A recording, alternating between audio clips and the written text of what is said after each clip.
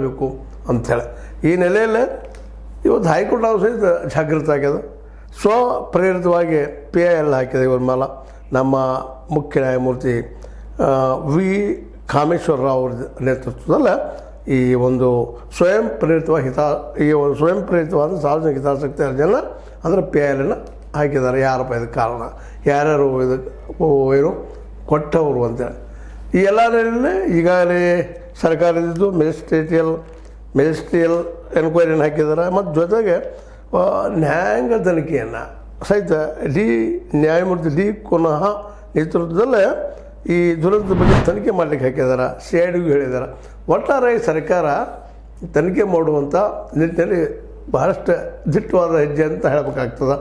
ಯಾಕಂತಂದ್ರೆ ಇದು ಅಂಥ ದುರಂತ ಆಗಿತ್ತು. ಮತ್ತು ಇಲ್ಲ ಅಂದ್ರೆ ಇವರ ಸ್ವಯಂ ಕೃತ ಅಪರಾಧಿಗಳು ಅನ್ನುವಂಥ ಪರಿಸ್ಥಿತಿ ವಿರೋಧ ಪಕ್ಷಗಳು ಮಾಡ್ತಾ ಇದ್ರು ಅಲ್ಲ, ಮಾಡೋ ಸಾಧ್ಯವೇ ಎಲ್ಲ ಇದ್ದವು, ಈಗ ಮಾಡ್ತಾನೂ ಇದ್ದಾರೆ. ಆ ಮಾತು ಬೇರೆ.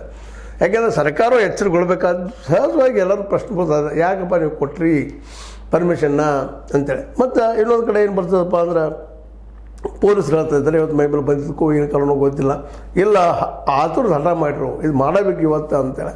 ಸ್ವಲ್ಪ ಟೈಮ್ ತೊಗೊಂಡು ಮಾಡಿದ್ರೆ ಚೆನ್ನಾಗಿತ್ತು ನಮಗಂತ ನಾವು ಹೇಳಿದ್ವಿ. ಆದರೆ ಕೇಳಿಲ್ಲ. RCB ಅವರು ಒಂದು ನಮ್ಮ ಏನಪ್ಪ ಅಂತಂದ್ರೆ RCB ಆಗಿರ್ಬೋದು, ರಾಜ್ಯ ಸರ್ಕಾರದ್ದು, ಮುಂದೆ ಅದ್ರ ಜೊತೆಗೆ DNA ಎಂಟರ್ಟೈನ್ಮೆಂಟ್ ಸಂಸ್ಥೆ, ಇವೆಂಟ್ ಮ್ಯಾನೇಜ್ಮೆಂಟ್ ಆಗಿರ್ಬೋದು, ಕರ್ನಾಟಕ ರಾಜ್ಯ ಕ್ರಿಕೆಟ್ ಸಂಸ್ಥೆ ಆಗಿರ್ಬೋದು, ಇವರೆಲ್ಲರೂ ಭಾಳ ಒತ್ತಡ ಮಾಡಿದರು. ಅದಕ್ಕೆ ನಾವು ಇದಕ್ಕೆ ಒಪ್ಪಿಗೆ ಕೊಡಬೇಕಾಯ್ತು ಅನ್ನುವಂಥ ಮಾತನ್ನು ಇವತ್ತು ಪೊಲೀಸರು ಮಾತಾಡ್ತಾ ಇದ್ದಾರೆ.